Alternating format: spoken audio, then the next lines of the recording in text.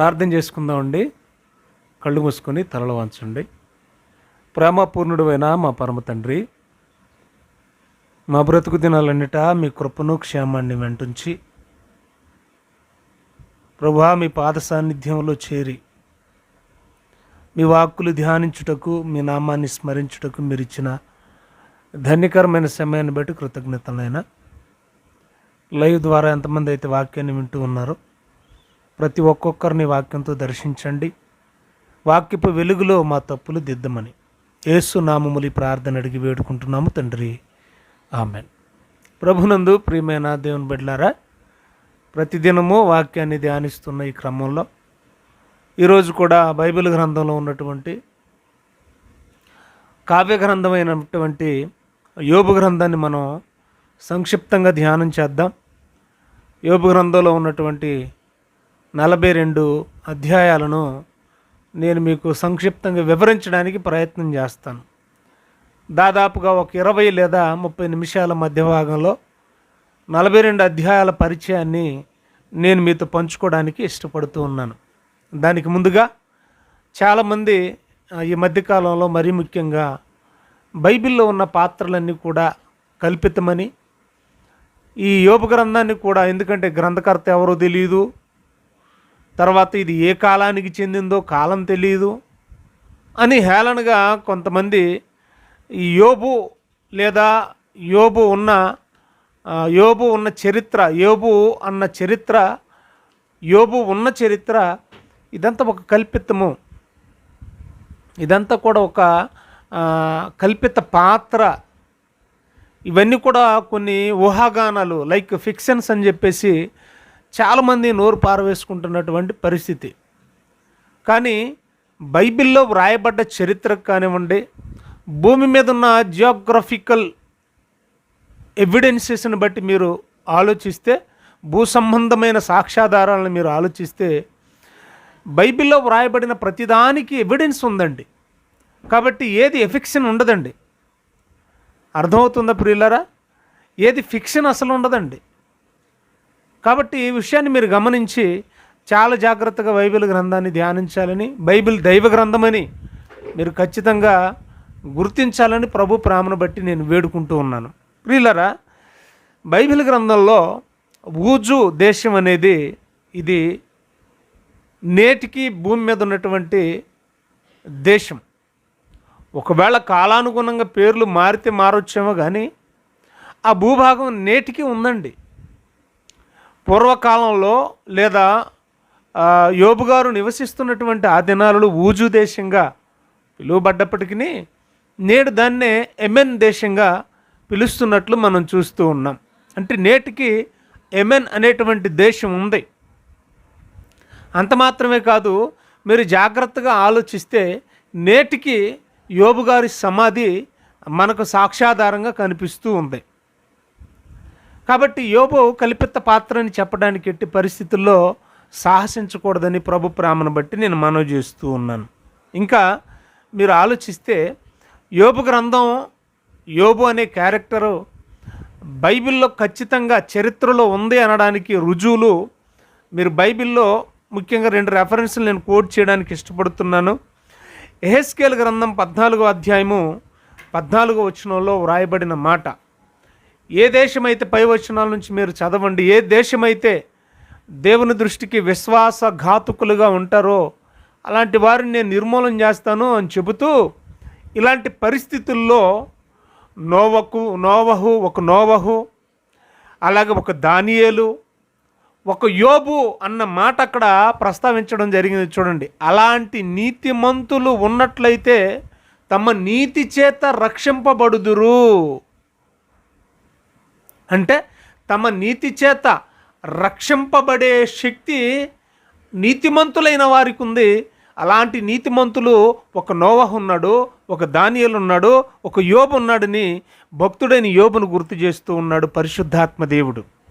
అలాగే క్రొత్త నిబంధనకు వచ్చి మీరు ఆలోచిస్తే యాకోబు పత్రిక 5వ అధ్యాయము 11వ వచనాన్ని మీరు ధ్యానం చేయగలిగితే అక్కడ కూడా యోబును గుర్తు చేస్తున్నారు. ఒకవేళ ఇది ఫిక్షన్ అయితే, కల్పిత పాత్ర అయితే, పరిశుద్ధాత్ముడు ఇన్నిసార్లు యోబును గురించి గుర్తించడం లేదా గుర్తు చేయడం తగని పని అండి, అది జరగని పని అండి. కాబట్టి అది నిజం అని చెప్పడానికి చూడండి 5వ అధ్యాయం 11వ వచనంలో, సహించిన వారు ధన్యులు అనుకొనుచున్నాము కదా. ఓర్పు సహనం గురించి మాట్లాడుతూ సహిస్తే ధన్యులని మనం అనుకుంటున్నాం కదా, నేర్చుకుంటున్నాం కదా. మీరు యోబు యొక్క సహనమును గూర్చి వింటిరి, మీరు యోబు యొక్క సహనమును గూర్చి వింటిరి. ఆయన ఎంతో జాలియు కనికరమును గలవాడని మీరు తెలుసుకుని ఉన్నారు కదా అంటున్నాడు. యోబు ఎంత ఉన్నతమైన క్యారెక్టర్ కలిగిన వాడు కాకపోతే, నిజంగా ఉండకపోతే ఆయన గురించి బైబిల్లో ఇన్నిసార్లు, ఇన్ని రెఫరెన్సులు, ఇన్ని లేఖనాలు దేవుడు పరిశుద్ధాత్మ ద్వారా వ్రాయించి ఉండకపోయి ఉండును. కాబట్టి ప్రియులరా, యోబు అనేది కల్పిత పాత్ర ఎప్పటికీ కాదు. ఇక యోబు గ్రంథం గురించి మనం మాట్లాడుకునేదానికి ముందుగా పరిచయ వాక్కులుగా కొన్ని మాటలు నేను మీతో చెబుతాను. వాస్తవానికి మోషే గారి కంటే కూడా ముందటివాడు యోబు. మోషే గారు పుట్టిన తర్వాత పంచకాండాలు వ్రాశాడు. వాస్తవానికి మోషే ఈవెన్ అబ్రహాము కాలానికి కూడా చెందినవాడు కాదు. అబ్రహాముకు మునిమనవాడు అవుతాడు మోషే. కానీ వాస్తవంగా మీరు ఆలోచిస్తే బైబిల్లో అబ్రహాము కాలం, దాదాపు అబ్రహాము, ఇస్సాకు, యాకోబుల కాలానికి చెందినవాడు యోబు గారు. బైబిల్లో సీక్వెన్షియల్ ఆర్డర్లో బైబిల్లో గ్రంథాలు పొందుపరచలేదు, కానీ ఎందుకంటే దేవుని వాక్యం మీకు కొంత ఇచ్చట కొంత అచ్చట వచ్చునని వ్రాయబడింది. పంచకాండాలను మొదట పొందుపరిచారు, ఆ తర్వాత చారిత్రక గ్రంథాలను పొందుపరిచారు, ఆ తర్వాత పద్య గద్య గ్రంథాలను పొందుపరిచారు, ఆ తర్వాత పెద్ద ప్రవక్తల గ్రంథాలను పొందుపరిచారు, ఆ తర్వాత చిన్న ప్రవక్తల గ్రంథాలను పొందుపరిచారు. సో వాస్తవంగా సీక్వెన్షియల్ ఆర్డర్లు అంటే కాలాన్ని బట్టి కాలానుగుణంగా ఒకవేళ గ్రంథాలను పొందుపరిస్తే బైబిల్లో మొట్టమొదటి గ్రంథం, ద ఏన్షియంట్ గ్రంథం యోబు గ్రంథమై ఉండాలి. చరిత్రకారులు కానివ్వండి, పండితులు కానివ్వండి, వాక్యాన్ని ధ్యానం చేస్తూ వారు చెప్పినటువంటి మాటలు ఏంటంటే, అబ్రహాము గారు దాదాపుగా 175 సంవత్సరాలు జీవించాడు. అంటే దాదాపుగా 170, 150 ఆ కాలాలను బట్టి ఆలోచించినప్పుడు, ఆనాటి నాగరికతను బట్టి ఆలోచించినప్పుడు, ఆనాటి చరిత్రను, సామాజిక పరిస్థితులను బట్టి ఆలోచించినప్పుడు యోబు గారు కూడా దాదాపుగా 140 సంవత్సరాలు బ్రతికాడు. అంటే వారికి సమకాలికుడుగా ఆనాటి నాగరికతను బట్టి, సామాజిక పరిస్థితులను బట్టి వారు ఎస్టిమేట్ చేయడం జరిగింది. కాబట్టి బైబిల్లో ఒకవేళ గ్రంథాన్ని మొట్టమొదటిగా సీక్వెన్షియల్ ఆర్డర్లో వ్రాస్తే మొదటి గ్రంథం అవుతుంది యోబు గ్రంథం. అంతటి ఏన్షియంట్ పురాతనమైన గ్రంథము, పురాతనమైన చరిత్ర కలిగింది యోబు గ్రంథం. ప్రియమైన దేవుని వారలారా, ఇక బైబిల్ గ్రంథాన్ని బట్టి మనం జాగ్రత్తగా ఆలోచిస్తే యోబు అన్న పేరు ఆయన క్యారెక్టర్లోనే ఉందండి, ఆయన వ్యక్తిత్వంలోనే ఉందండి. యోబు అనగా అర్థం ఏంటంటే ద్వేషింపబడినవాడు. ఎంతగా ద్వేషింపబడినవాడు తెలుసా? 2 అర్థాలు వస్తాయండి యోబు అన్న నామానికి. యోబు అనగా మొదటి అర్థం ద్వేషింపబడినవాడు. ఎంతగా ద్వేషింపబడినవాడంటే కట్టుకున్న భార్యతోనే ద్వేషింపబడినవాడు. ఎంతగా ద్వేషింపబడినవాడంటే ప్రాణ స్నేహితులుగా భావించిన 3 స్నేహితుల చేత ద్వేషింపబడినవాడు.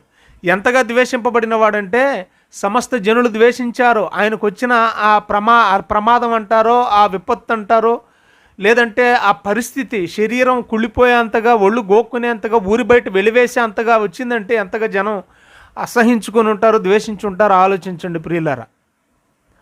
మరి ముఖ్యంగా అపవాది చేత ద్వేషింపబడినవాడు. ఎందుకంటే దేవుని దృష్టికి యథార్థవంతుడు కదా. అందుకంటాడు యేసు ప్రభు కూడా, నన్ను ప్రేమించేవారు మిమ్మల్ని ప్రేమిస్తారు, నన్ను ద్వేషించేవారు మిమ్మల్ని ద్వేషిస్తారు. అపవాదికి దేవుడు అంటే ఇష్టం ఉండదు కాబట్టి దేవుని కోసం బ్రతికే యోబన్న కూడా అపవాదికి ఇష్టం లేదు. మరీ ముఖ్యంగా అపవాది చేత బాగా ద్వేషించబడినవాడు యోబు. యోబు అనగా అర్థం ద్వేషింపబడినవాడు అని అర్థం. రెండవది, యోబు అన్న పేరుకు అర్థం దేవుని వైపుకే తిరుగువాడు అని అర్థం.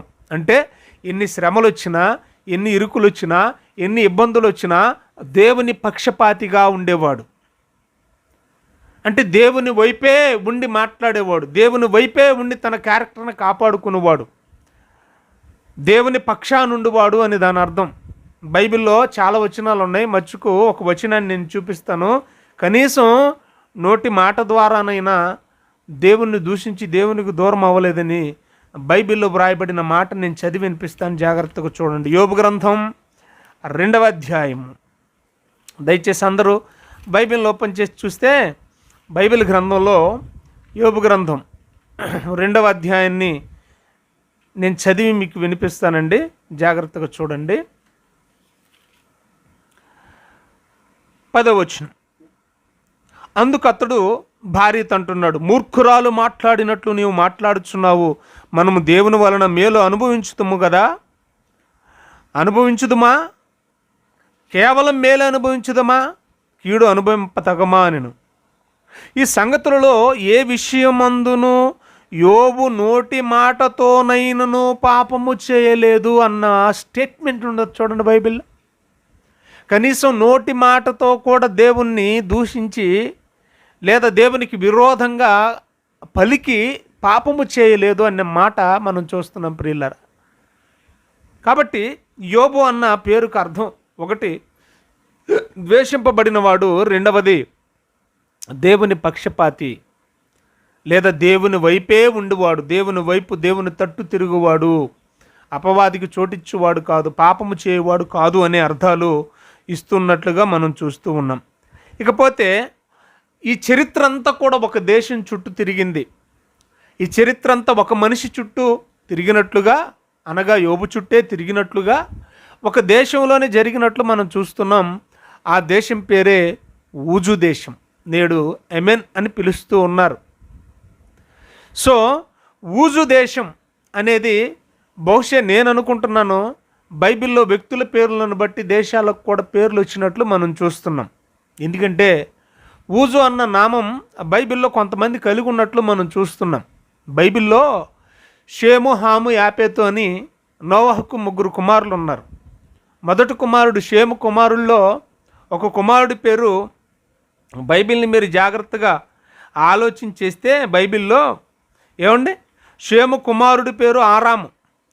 ఆరాముకు ఒక కుమారుడు ఉన్నాడు, అతని పేరే ఊజు అని బైబిల్లో ఆదికాండం 10వ అధ్యాయము 23వ వచనంలో మనం చూస్తూ ఉన్నాం. అలాగే బైబిల్లో అబ్రహాము గారి అన్నున్నారు నాహోరు. ఈ నాహోరు కుమారుల్లో ఒకడు ఊజుగా పిలువబడుతూ ఉన్నాడు.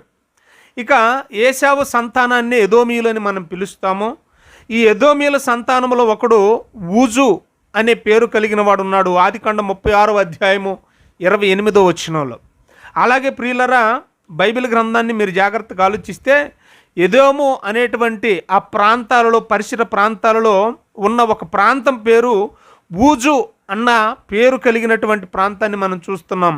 విలాప వాక్యములు 4వ అధ్యాయము 21వ వచనంలో. సో బహుశా నేను అనుకుంటూ ఉన్నాను, మన పితరులకు ఉన్న మనుషుల పేర్లు ఏవైతే ఉన్నాయో ఆ పేరును బట్టి ఆ దేశానికి ఊజు అనేటువంటి పేరు వచ్చి ఉంటుంది అనేది నా అభిప్రాయం. ఏది ఏమైనప్పటికీ ఊజు అనే దేశం ఉంది. ఆ దేశంలోనే ఈ చరిత్ర అంతా జరిగినట్లుగా మనం చూస్తూ ఉన్నామండి. ఇకపోతే ఈ యోబు గ్రంథానికి ఉన్నటువంటి ఒక ప్రత్యేకమైన ప్రాధాన్యత ఏంటంటే ప్రియమైన దేవుని వారలారా, యోబు గ్రంథంలో ఉన్నటువంటి సాహిత్యం కానివ్వండి, ఆ కావ్య పద్ధతిని కానివ్వండి, నాడు నేడు ఏనాడున్న రచయితల్లో కూడా, కావ్యకర్తల్లో కూడా, గ్రంథ కావ్యాలు రచించే వాళ్ళల్లో కూడా, పండితుల్లో కూడా ఎవరు కూడా ఈ స్థాయికి రీచ్ అవ్వలేనంత స్థితిలో యోబు గ్రంథం కావ్య గ్రంథంగా వ్రాయబడింది. అంతటి ఉన్నతమైనటువంటి కావ్య గ్రంథపు పద్ధతిని, ఆ పదజాలాన్ని పరిశుద్ధాత్మ దేవుడు వ్రాయించినట్లుగా మనం చూస్తూ ఉన్నాం. అయితే పర్టికులర్గా గ్రంథకర్త ఎవరు అనేది మరి బైబిల్లో లేదు, కానీ బహుశా యోబు గారే వ్రాసుంటారు అని పండితులు చెబుతూ ఉంటారు తన స్వీయ చరిత్రగా. ఇకపోతే ప్రియులరా, బైబిల్లో ఈ యోబు గ్రంథంలో పర్టికులర్గా 42 అధ్యాయాలు ఉన్నాయి. ఈ 42 అధ్యాయాలను 7 మాటల్లో నేను చెబుతాను. సంక్షిప్త వివరణ కనుక జాగ్రత్తగా నేర్చుకోవడానికి ప్రయత్నం చేయండి. మొదటి అధ్యాయం ఒక పార్ట్, 2-3 అధ్యాయాలు ఒక పార్ట్, ఇక 1, ఒకటో అధ్యాయం ఒక పార్ట్, మన్నించండి, 1-2 అధ్యాయాలు కలిపి మరొక పార్ట్, ఇక 3వ అధ్యాయం నుండి 31వ అధ్యాయం వరకు ఒక పార్ట్, ఇప్పుడు 3 అయినాయి. ఇక 32వ అధ్యాయం నుండి 32వ అధ్యాయం నుండి జాగ్రత్తగా మీరు ఆలోచిస్తే 42వ అధ్యాయం వరకు ఒక పార్ట్. ఇప్పుడు ఎన్ని అయ్యాయి? 1వ అధ్యాయం ఒక పార్టు, 1-2 అధ్యాయాలు మరొక పార్టు, 3వ అధ్యాయం నుండి 31వ అధ్యాయం వరకు మరొక పార్టు 4, ఆ తర్వాత 32వ అధ్యాయం నుండి 42వ అధ్యాయం వరకు ఒక పార్ట్, మొత్తం 5. కానీ దీన్ని నేను 7 భాగాలుగా విభజించడానికి ఇష్టపడుతూ ఉన్నాను, మీకు సులభంగా అర్థం కావడానికి. జాగ్రత్తగా ఆలోచించండి. మొదటి అధ్యాయము మీరు కొన్ని మాటల్లోనే చెప్పండి అయ్యగారు, పాస్టర్ గారు, దైవ సేవకులారా అని మీరు అడిగితే కొన్ని మాటల్లో మొదటి అధ్యాయాన్ని ఈ విధంగా మనం నేర్చుకోవచ్చు. ఏంటంటే, యోబు ఎవరు, యోబు నివసిస్తున్న దేశం పేరేంటి, యోబు స్థితిగతులేంటి, ఆయన పరిస్థితులేంటి, తర్వాత యోబు ఆత్మీయ స్థితి, ఆత్మీయ జీవిత విధానం, యోబు కుటుంబ వివరాలు, ఇవన్నీ కూడా యోబు భక్తి జీవితం, లేదా యోబుకు దేవునికి, లేదా దేవునికి అపవాదికి యోబుని గురించి జరిగిన, పరలోకంలో జరిగిన గొప్ప చర్చ, ఇవన్నీ కూడా మొదటి అధ్యాయంలో మనకి వివరంగా అర్థమవుతాయండి. ఇక 1-2 అధ్యాయాలు 2 కలిపి చెప్పాలంటే ప్రియమైన దేవుని వారలారా, దేవునికి అపవాదికి మధ్య జరిగిన ఈ చర్చలో దేవుడు తీసుకున్న తీర్మానాన్ని బట్టి, దేవుడు విసిరిన సవాలును బట్టి, అపవాదితో ఒక సామాన్యమైన మానవుని అడ్డు పెట్టుకుని దేవుడు గెలవను ఉద్దేశించి, ఎందుకంటే ఆ మానవుని మీద దేవునికి ఉన్న నమ్మకం ఎంత నమ్మకం అంటే, నా సేవకుడైన యోబును గురించి ఆలోచించావా, అంతటి నమ్మకమైన వాడు, సత్యవంతుడు, యథార్థవంతుడు, యథార్థవర్తనుడు భూమి మీద అతను వెంటి వాడు లేడు అన్నంత గొప్పగా నమ్మాడు. కాబట్టే అపవాదితో సవాలు విసిరినప్పుడు ఆయన ఎదుర్కొన్న శ్రమలు, దేవుడు ఎలా చేయగా అనుమతి ఇవ్వగా యోబు ఎదుర్కొన్న శ్రమలు 1-2 అధ్యాయాల్లో మనకు కనపడతాయి. నంబర్ 1, యోబును గూర్చిన పరిచయం మొదటి అధ్యాయంలో మనకు కనిపిస్తూ ఉంది. యోబు ఏంటి, యోబు స్థితిగతులు ఏంటి, యోబు నివసిస్తున్న ప్రాంతం పేరేంటి, యోబుకున్న ఆస్తి విలువలేంటి, ఆత్మీయ స్థితిగతులేంటి, భక్తి జీవితం ఏంటి, ఆయన కలిగి ఉన్న సంపదను గురించి కానివ్వండి,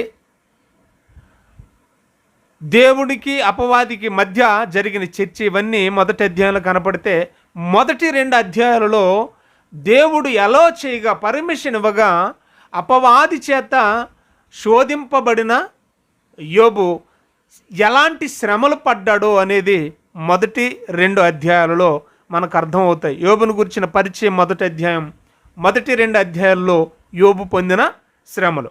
ఇక ప్రియమైన దేవుని వారలారా, యోబు గ్రంథం 3వ అధ్యాయం నుండి 31వ అధ్యాయం వరకు, 3వ అధ్యాయం నుండి 31వ అధ్యాయం వరకు యోబుకు తన స్నేహితులకు మధ్య జరిగినటువంటి చర్చ, వాదోపవాదాలు, వ్యాజ్యాలు అని మనం చెప్పొచ్చు.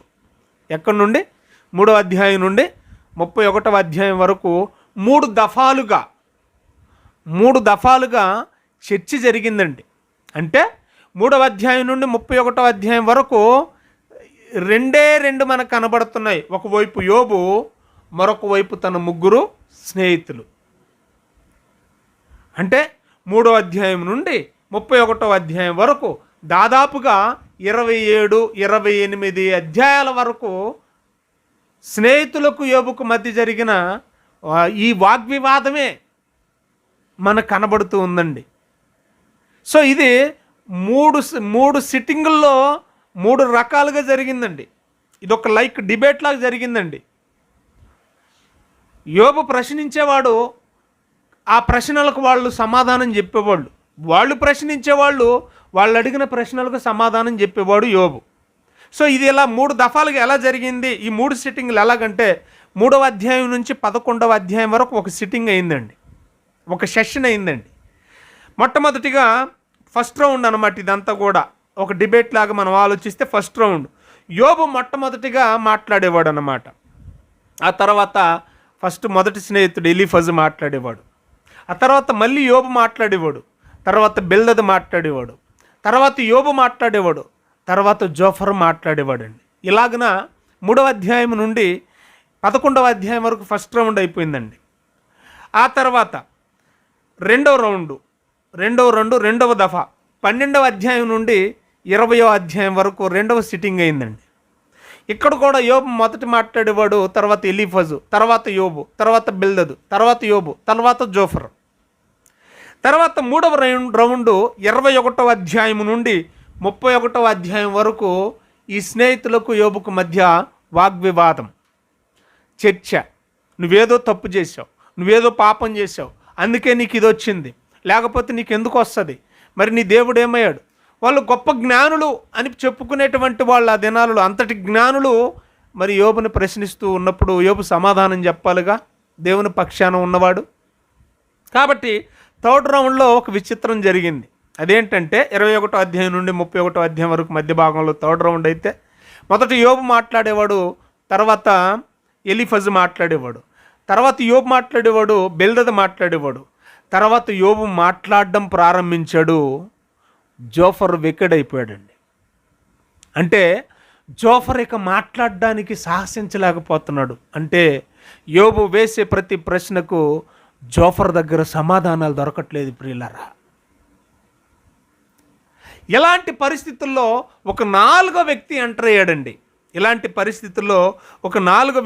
అయ్యాడండి. అతని పేరే ఎలీహు. వాస్తవానికి ఈ ఎలీహు బిల్దదు, జోఫరు, ఎలీఫజు వీళ్ళంతటి జ్ఞానవంతుడు కాదు, వీళ్ళంతటి వయసు కలిగిన వాడు కాదు. వాస్తవానికి చిన్నవాడే, కానీ వారంతటి జ్ఞానం లేకపోయినా వారితో వాదించడానికి ఇక 32వ అధ్యాయం నుండి 37వ అధ్యాయం వరకు 4వ వ్యక్తి ఎంటర్ అయ్యాడు. అతని పేరే ఎలీహు. ఎలీహు వచ్చి యోబు పక్షాన మాట్లాడడం ప్రారంభించాడు.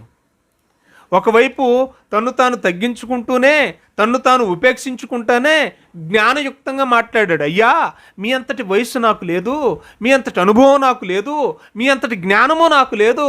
కానీ న్యాయయుక్తంగా, న్యాయబద్ధంగా మనం ఆలోచించినప్పుడు యోబు చేసిన పాపమేంటి? మీరు ఇంత అన్యాయంగా ఆలోచిస్తున్నారేంటి? యోబుతో చేసిన సహవాసం, స్నేహాన్ని బట్టి ఇదా మీకు అర్థమైందని యోబు పక్షాన మాట్లాడినట్లుగా మనం చూస్తూ ఉన్నాం. ఇక ప్రియమైన దేవుని వారలారా, ఇప్పుడు ఎన్ని అయ్యాయంటారు? 3 అయ్యాయండి. ఏమయ్యాయి 3?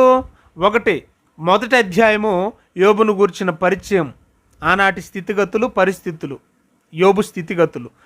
రెండవ సబ్హెడ్డింగ్ లేదా రెండవ వరుస, రెండవ మాటగా మనం తీసుకుంటే 2 అధ్యాయం 1-2 అధ్యాయాలు కలిపి యోబు పొందిన శ్రమలు. ఇక 3వదిగా మనం తీసుకుంటే 3వ అధ్యాయం నుండి 31వ అధ్యాయం వరకు యోబుకు తన స్నేహితులకు మధ్య జరిగినటువంటి సంభాషణ. ఈ సంభాషణలు ఎన్నున్నాయి? 3 ఉన్నాయి. అప్పుడు ఇవి ఒక 3, మొదట శ్రమలు, పరిచయం. అప్పుడు ఎన్ని అయ్యాయి? 5. 1 పరిచయం, 2వది యోబు పొందిన శ్రమలు, 3వది తమ స్నేహితులతో జరిగిన 3 సిట్టింగులు, 3 వాగ్వివాదాలు, 3 సార్లు జరిగిన వాగ్వివాదాలు, 3 దఫాలుగా. అప్పుడు ఎన్ని అయ్యాయి? 5. ఏమండి, ఒకవేళ ఈ 3 కలిపి ఒకటిగా తీసుకుంటే ప్రియమైన దేవుని వారలారా, అప్పుడు 3 అయినట్టు.